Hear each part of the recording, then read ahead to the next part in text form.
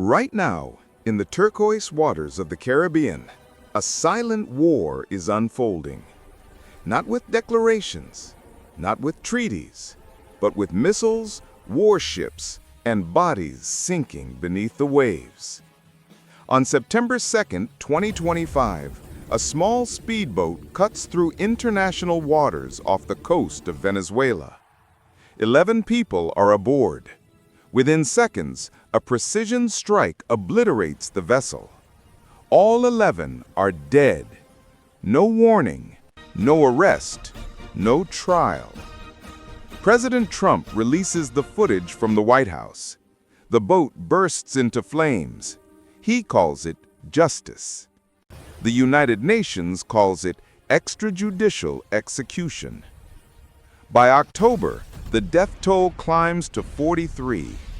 The U.S. Navy deploys 8 warships, a nuclear submarine, and over 6,000 troops. Venezuela mobilizes millions. Colombia accuses the U.S. of murder. Brazil warns of escalation. This isn't a headline. This is a crisis. And most of the world has no idea it's happening. Welcome to the Caribbean Naval Crisis of 2025. To understand how we got here, we need to rewind to August 2025. The Trump administration's second term has been defined by aggressive rhetoric on immigration and drug trafficking. Fentanyl deaths in the United States have reached catastrophic levels. The White House blames cartels in Latin America, particularly those linked to Venezuela's government under Nicolás Maduro. On August 20th, President Trump orders 3 Navy warships to the coast of South America. The mission? Combat drug cartels using military force. It's unprecedented. For decades, U.S. counter-narcotics operations in the Caribbean operated under a law enforcement framework. Coast Guard personnel would board suspect vessels, detain crews, and process them through the legal system. But this time, it's different. By late August, the deployment has grown to 8 warships, including guided missile destroyers, amphibious assault ships, and a nuclear-powered attack submarine. Over 4,500 sailors and 2,200 Marines are in the region. The Iwo Jima Amphibious Ready Group, led by the flagship USS Iwo Jima, steams near Puerto Rico. Destroyers like the USS Jason Dunham and USS Gravely patrol the southern Caribbean. The stated goal is counter-narcotics, but the scale of the operation suggests something more. Venezuela's defense minister announces a counter-deployment around the nation's main oil hub. President Maduro declares the country on maximum readiness and mobilizes over 4 million members of the Bolivarian militia. Trinidad and Tobago's prime minister offers the U.S. military access to the island nation. Maduro responds by calling it a declaration of war. The Caribbean, once a postcard paradise, is now a powder keg. And then, on September 1st, it explodes. September 2nd, 2025. A speedboat departs from San Juan de Onare, a fishing village on Venezuela's northeast coast. For 2 decades, this village has been controlled by Tren de Aragua, a transnational criminal organization.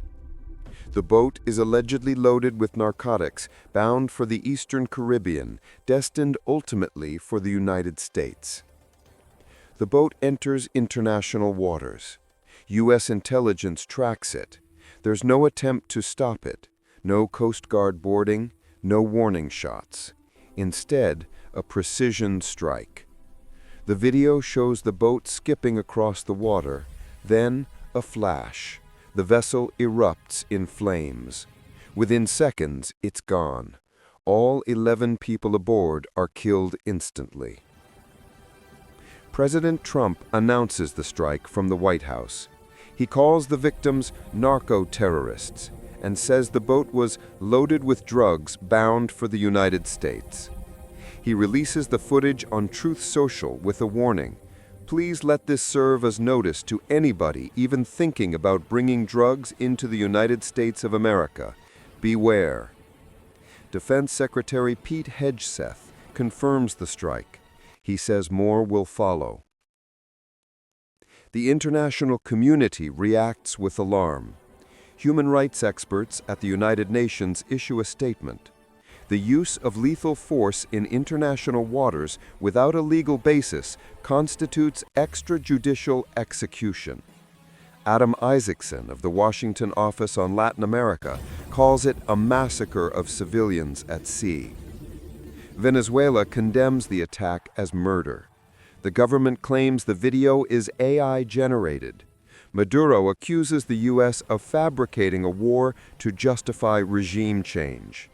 But the strikes don't stop. September 9th, another boat is destroyed. 6 killed. October 3rd, a 4th strike. 4 more dead. October 15th, 2 strikes in the Pacific Ocean off Colombia's coast. 6 killed. October 16th, a strike on a suspected narco submarine. For the first time, there are survivors. 2 are captured, detained on a U.S. Navy ship, and then repatriated. One of them is an Ecuadorian previously convicted of drug smuggling in the U.S. and deported in 2020. He's released upon return because no charges are filed against him in Ecuador. By October 24th, the known death toll reaches 43.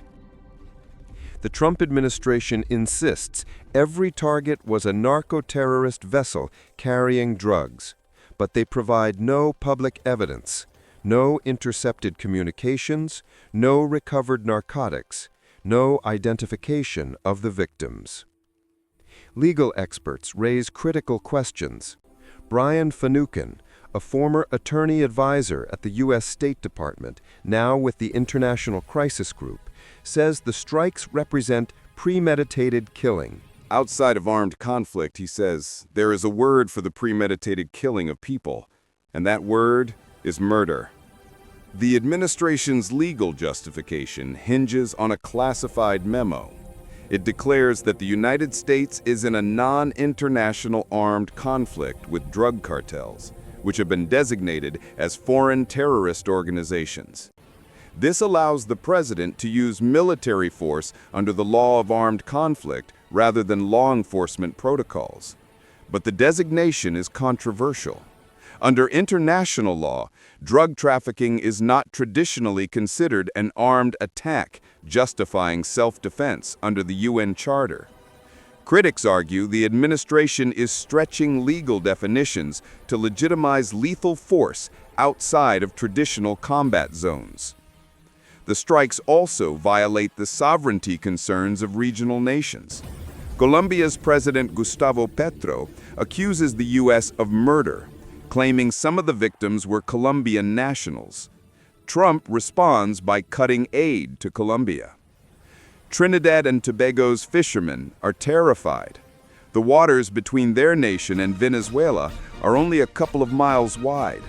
On October 15th, a strike kills 2 Trinidadian fishermen. Venezuela's UN ambassador holds up a local newspaper featuring their stories at a Security Council meeting. There is a killer prowling the Caribbean, he says.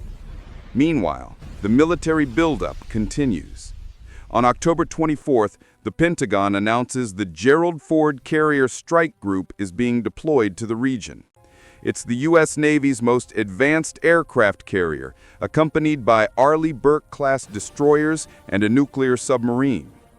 International law experts call it an unprecedented amount of military hardware to combat suspected drug boats. And that's when the real question emerges.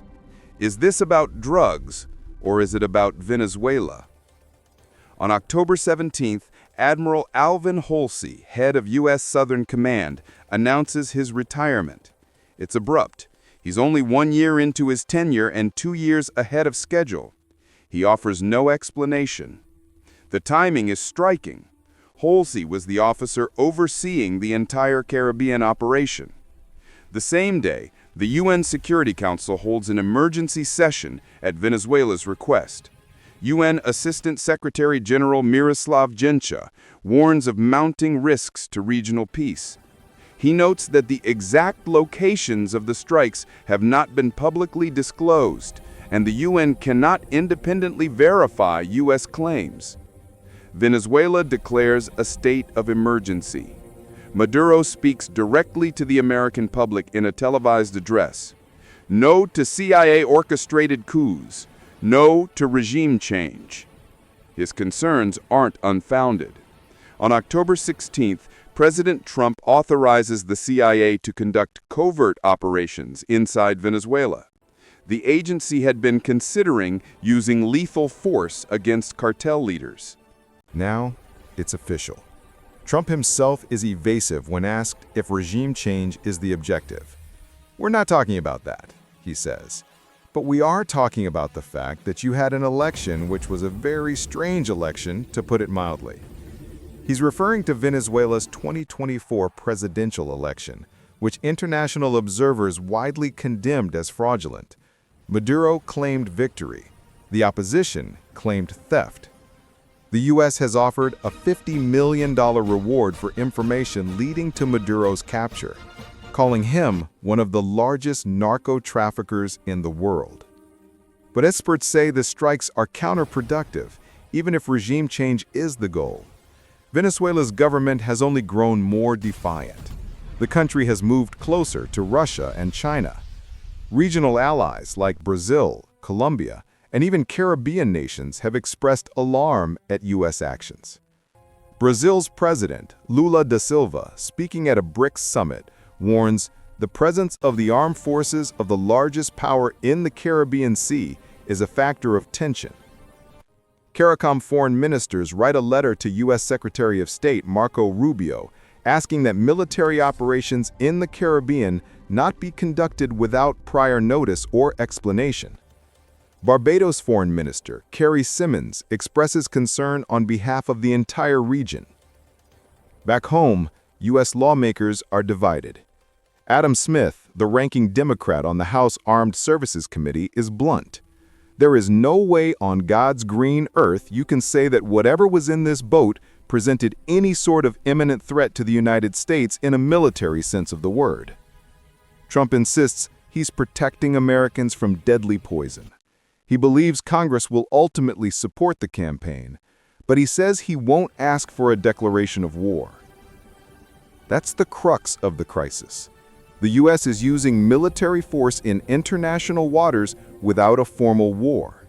It's designating drug traffickers as terrorists to bypass law enforcement protocols. It's killing dozens of people without trial, without evidence presented publicly, and without independent verification. And it's doing it in a region where diplomacy has historically been delicate, where sovereignty is fiercely protected, and where the memory of U.S. intervention runs deep. The question isn't just whether these strikes are legal. It's whether they're making anyone safer, and whether the cost, in lives, in international law, and regional stability, is worth it. The Caribbean has always been a crossroads, a place where empires clashed, where trade routes converged, where cultures blended. But it has also been a place of control. For centuries, great powers have imposed their will on the smaller nations of this sea: Spain, Britain, France, and yes, the United States. The 2025 Caribbean Naval Crisis is, in many ways, a continuation of that history. A powerful nation, frustrated by a problem it cannot solve at home, projects force abroad. It invokes security, it invokes self-defense, it invokes the safety of its people. But the boats it's destroying are not aircraft carriers, they're speedboats. The people aboard are not soldiers in uniform. They're alleged drug traffickers, fishermen, and in some cases, we don't know who they are because their identities were never confirmed. 43 people are dead. No arrests, no trials, no due process. Venezuela has mobilized millions. Colombia is angry. Brazil is alarmed. Caribbean nations are scared. The UN is warning of escalation. And in the United States, the public barely notices. Because the Caribbean crisis of 2025 didn't come with a declaration. It didn't come with a headline war. It came quietly, with precision strikes in international waters, justified by classified memos and framed as counter-narcotics. But history will remember this moment, not as the time America defeated the cartels, but as the time diplomacy failed and violence became policy. The waters of the Caribbean are beautiful, but right now they're hiding something dark. A crisis that's still unfolding, a conflict that could spiral, and a question that no one in power seems willing to answer. When does protecting your people cross the line into destroying others? That's the Caribbean Naval Crisis of 2025, and you weren't told about it until now.